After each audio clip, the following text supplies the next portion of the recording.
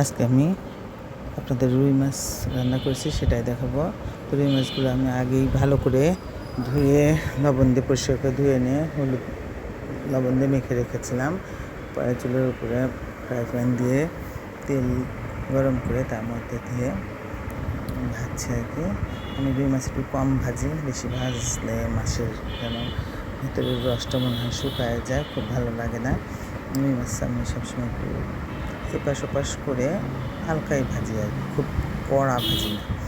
তো যাই হোক, মাছটা এদিকে মাছ ভাজছিলাম আর এই পাশের চুলোয় আমি একটু ঝটপট কড়াই হাতের কাছে এটা পেলাম। আর আসলে পুরান জিনিসের প্রতি আসলে ফেলতে ইচ্ছা করে না। কড়াইটা যদিও খুব পুরান, তো মাঝে মধ্যে ওটার মধ্যে রান্না করি আমি হাতের কাছে পেলেই। খুব ভালো, মানে আসলে নিজের ব্যবহারিক জিনিস তো ফেলতে ইচ্ছাও করে না, ইউজ করা হয়। তো ওটার মধ্যে রান্না চুলায় দিয়েছি।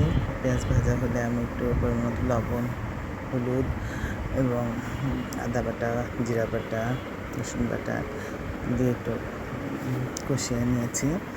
তো সব মশলা দেওয়ার পরে সামান্য একটু পানি দিয়ে মশলাটা আর কি আমি একটু ভালো করে ভুনায় নিই, কারণ ভাজা মাছ তো মশলাটা একটু ভালো করে ভুনা নিলে মাছের স্বাদটা একটু ভালো হয় আর কি, ঝোলটা। তো তারপরে মাছ দিয়ে আর একটু কষায় নিয়ে পরিমাণ মতো পানি দিলাম।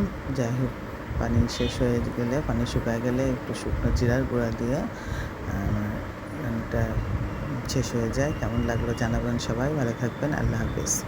সবাই ভালো।